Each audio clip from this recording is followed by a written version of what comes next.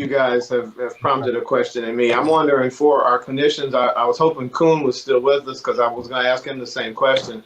Have you in your work in treating individuals interacted with people who you knew had been traumatized, who you knew needed help, but for whatever reason, stigma or whatever, they just would not come to the table and they would not come and seek that help? And if so, I'm just curious about how you deal with that person. It's so, in my case, it was a little bit of stigma. I came from a family that believed you were crazy if you went and saw a therapist. So there was a little bit of that. But for the most part, I didn't realize I needed help as badly as I really needed it.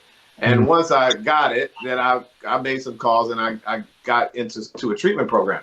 But I'm wondering if you run into people that for whatever reason, they just can't break through that barrier. And if so, how have you dealt with that individual? Well, it all depends on how you say run into people, because they could be if they're coming to a clinical session, that means that they recognize that there is something, but they don't know what it is.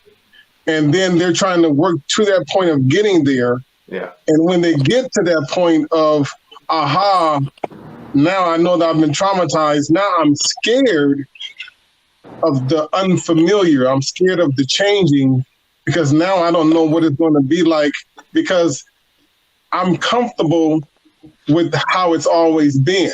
It's familiar to me. Whereas now you're trying to teach me a new set of skills that's going to give me beyond existing to a point of living. And now that I'm not familiar with that, you have to be willing to cross that line into the unfamiliar. My experience that when you push them to that table, you kind of almost block their growth, right? So I tried to almost fit in that healing process into my interactions with them, and kind of just even talking about my own trauma and how I've dealt with it. And then they can see the similarities and know that it doesn't make you less than, and it doesn't make you, not have street cred or you're less of a man if you were to go seek help, because then they can see me living that experience for them and know that it can be beneficial, right? And then when I tie it into how their physical ailments are tying them back, and if they were to heal their trauma, they might be able to progress. Sometimes you can get them to inch into that, but unfortunately, I've always run into the fact that when you push, you kind of get people to retreat, because that's another sense of being traumatized, is that you don't want to hear. Yeah, that's very true. And can I just say something to that? There was thank you, Esther. That's right on point.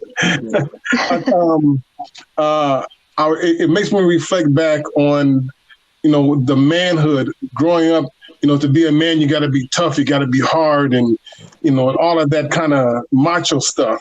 But I reflect back on my son. He was in the sixth or seventh grade, and the short of it is he saw a student that was crying, and went up to the student that was crying and just sat with the student while they were crying, and then just touched their hand just to let the student know, I'm here with you, it's all right. Now, that in and of itself is actually addressing a type of trauma that a lot of us are scared. If we see someone who is down and out, we'll say a distant, hey, I'll pray for you. Hey, that's so bad. Or we'll express something via text or via email or across social media. But the physical touch is so powerful and so much more important. And I think that that's one of the things that we're getting away from as we're talking about trauma and being able to address it even at its most fundamental humanity kind of a level of just being present in the moment right here, right now. That's so powerful, Dr. Houston. How old was your son again? Now he's 15. But he was how old when he did that? He was seventh grade. 11 or 12. But an apple doesn't fall far from the tree, man. That is so powerful that he was that aware of somebody else and he reached out and gave him what he needed. That is so powerful, dude. I'll let him know. Thank you. Yeah, absolutely. And this brings me to another question, guys. And I want to give respects to Esther and to Carter. You know, we haven't heard from you just as much. So I'm going to kind of direct this question towards you guys in particularly, if that's okay. You know, we know there's interventions, there's programs, there's services out there that are offering help to brothers in need. And they're not always culturally relevant.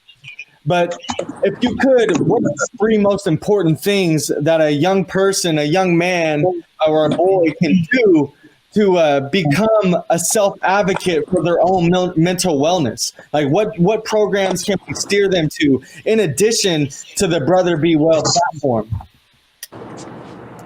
Wow. So that's a really good question. I think first and foremost, most of our young men are spending a lot of time in school, right? So I would reach out to the school counselor. I would reach out to that teacher on campus who people know is a good person to go to, right? Every school has that one teacher that is a resource for our people, right? So I would say first go to that person and just have someone to sit with you in your corner and acknowledge what you're going through and legitimizing the feelings that they're having, right? And telling you that it's okay. Because when you go home, you might not have that opportunity. Another resource that I would send people to outside of Brother Be Well would be an online app that might have, mental health check-ins or resources. Nowadays with technology, there's a lot of great opportunities for people to be connected via the cell phone. If you don't have a cell phone, you can go to a library. If you can't get to a library, maybe go back to the school and do it there as well. Good point. I agree with Carter. Like, there are so many resources now, I feel like, at our fingertips. And I think COVID kind of helped that come to fruition even more. So for people that want to make it even more unanimous, like you don't want to be known, then having that counselor at the tip of your fingers, just by doing a search. And right now we have a lot of free services being offered, especially to us as people of color. So I think that's something to take advantage of. And like you say, that counselors at schools, but also when you see your doctor. Now with children, once you turn 12, you get to have that time with your pediatrician, right? So it's important to teach these young men that they can ask to be referred for mental health counseling and whatever they need. And that pediatrician is obligated to make that referral to you and make it in a way that you are able to afford it, right? And if your insurance doesn't cover it for you, there's programs that can help bridge that gap. I think the third thing that I would do as well is asking them to reach out to their friends as well. I've noticed that a lot of teenagers especially, they rely heavily on their friends, right? But if your whole friend group is going through trauma, maybe you could find like a big brother sort of mentor that can kind of speak to all of you as a group. So that would be really excellent. Those are incredible points, Esther. I want to thank you both for your contributions. And really quick, I wanted to open the floor to Dr. Houston and to Henry as well. I know you guys have incredible insights on this too. If you had anything to add really quick.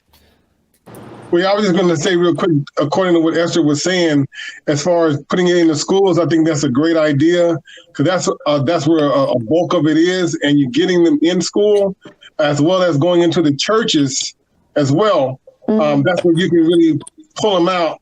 And I think that having someone, quote, who is cool,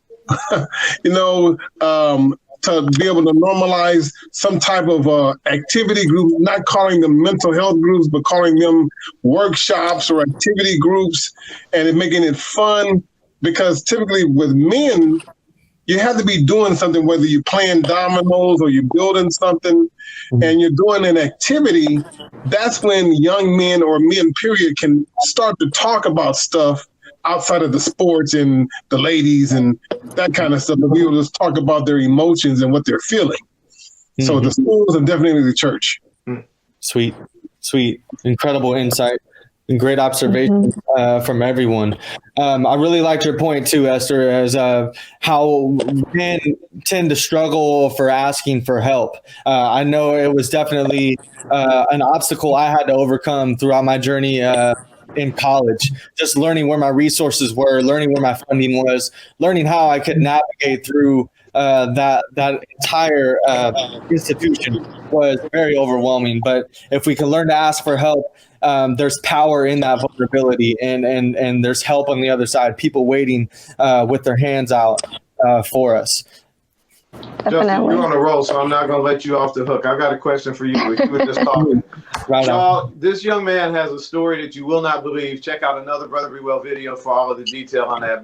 But Justin will tell you he has some experience with the foster care system. So Jay, I've got a question for you. Yeah. Do you have any advice for other youth that are in the foster care system or even the juvenile justice system for that matter on how they can take control over their own mental health journey, their own recovery, their own healing, even before they've been removed from either of those two systems? Do you have any advice for youth? You used to be one of them. Yeah. Do you have advice for any youth that are kind of struggling or in need of help and how they can learn to take control of their own journey? Absolutely. Yeah. I think back to my point with what Esther said, is learning how to ask for help. And, it's not the easiest thing for us to do, to be vulnerable and say, hey, I need some help, or I'm a man, but I need help. But there's so much power. I call it, your vulnerability is your superpower. And on the other side, it unlocks so many doors for you. I would start there. Learn that it is okay to ask for help. It is okay to be vulnerable, even though you are a man, you're a human being, and it's totally valid for you to have feelings and to express them and to share them with people that you feel safe and that you trust and that you look up to, or others that you want to admire. Those are the kind of people you want to surround yourself with. What moves into my next point is put yourself around a good support system, good mentors, good leaders, good people that you are just inspired by, or that you want to acquire the characteristics that you admire, acquire what you admire. So you always want to surround yourself with people of that sort. But the last thing I would say for advice is to know your worth. Young men, everyone, know your worth. Know that you are worthy to go and break the cycles that have been passed down to you. And you're worthy to go and achieve things that haven't been done before. You are able to accomplish things that are unfathomable. And it is up to you. We are all here as a team to help support you. We're all here to connect you to the resources, to give you the advice, to bring you to the doorstep, but you got to walk through the door. And that takes a lot of self-worthiness, of self-respect, self-love. And to fully do that, to fully heal from all of that, all the trauma that I've been through, like we talked about, me being in foster care, I had to learn to love myself. I had to learn why that was important, because as a man, if I don't love myself, I won't be able to love anyone else. And I won't ever be able to accept the love wholeheartedly from anyone else as well. So love is super important to me. Family is very important to me. I mean, even though we're not blood related here, but we're all connected into this one family right now with one purpose and one goal in mind, is to help and inspire and inform these young men to be vulnerable and live their truth, and don't hide from that. That's good. That's good. So powerful. Thank you. Very powerful. Thank you so much.